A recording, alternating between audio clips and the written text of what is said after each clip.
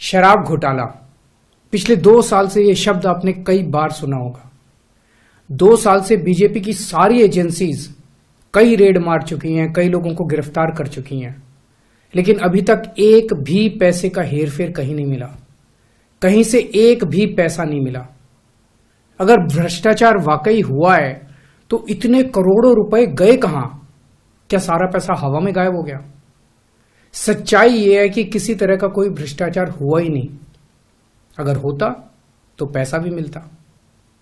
ऐसे फर्जी केस में आम आदमी पार्टी के कई नेताओं को इन्होंने अभी तक जेल में रखा हुआ है।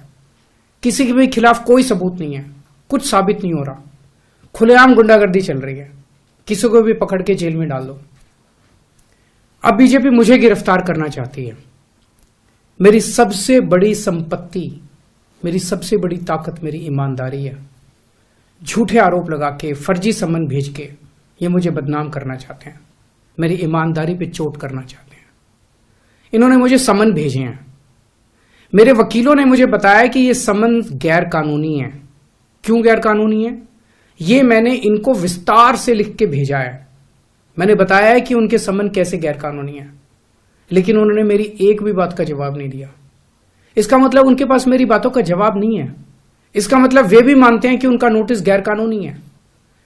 क्या मुझे एक गैर कानूनी सम्मन का पालन करना चाहिए? अगर कानूनी रूप से सही सम्मन आएगा तो मैं पूरा सहयोग करूंगा। बीजेपी का मकसद जांच करना तो है ही नहीं। इनका मकसद तो लोकसभा चुनाव में मुझे प्रचार करने से रोकना है। ठीक लोकसभा चुनाव के पहले इन्होंने मुझे सम्मन भेजा है। क्यों? इस जांच को चलते 2 साल हो गए। अभी ठीक लोकसभा चुनाव के पहले मुझे क्यों बुलाया जा रहा है? पहले क्यों नहीं बुलाया? सीबीआई ने मेरे को 8 महीने पहले बुलाया था। मैं सीबीआई में गया था, उनके सारे जवाब भी दिए थे। लेकिन अब ये लोग ठीक लोकसभा चुनाव के 2 महीने पहले मुझे बुला रहे हैं। तो बीजेपी का मकसद कोई पूछताछ करना थोड़ी है। इनका मकसद है पूछताछ के बहाने केजरीवाल को बुला लो और उसे गिरफ्तार कर लो, ताकि मैं लोकसभा चुनाव में प्रचार न कर पाऊं। आज बीजेपी